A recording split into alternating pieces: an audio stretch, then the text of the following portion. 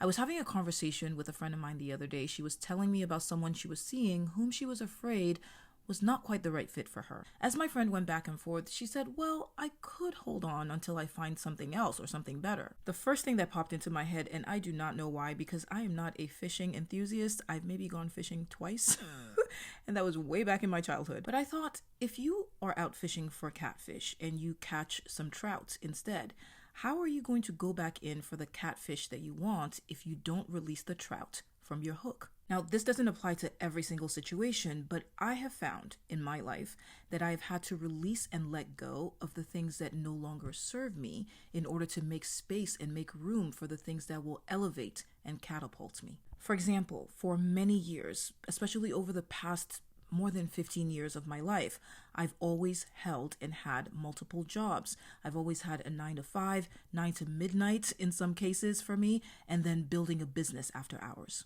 There came a time when I had to leap fully.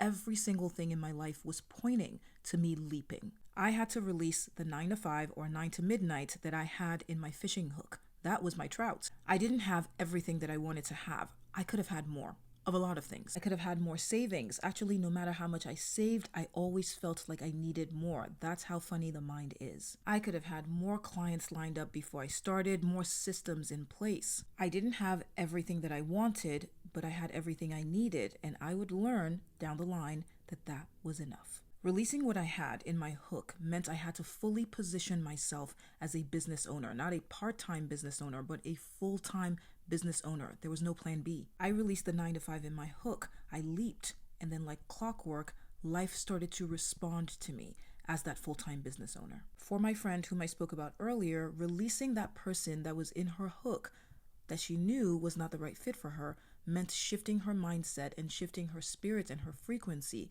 from currently occupied to I'm open to something better. It is so important to be clear with life about what you want, because if you are wishy-washy, life will respond with wishy-washy. And I do say this often, when you ask for something, always leave room for more, always leave room for better. So it's not saying that you can't be specific, right? Be specific, but leave room for more, leave room for better. Whenever you ask for this or better. Listen, every single life journey is different, but if you have been holding on to something tightly out of fear, remember that you cannot let in something new if you do not make the space for it. If this message resonated, comment below. Let me know what you think. By the way, I'm Wemi. I'm a life coach and a career coach. If you are seeing one of my messages for the first time, it's so lovely to meet you. Don't forget to hit that follow button for more doses of inspiration.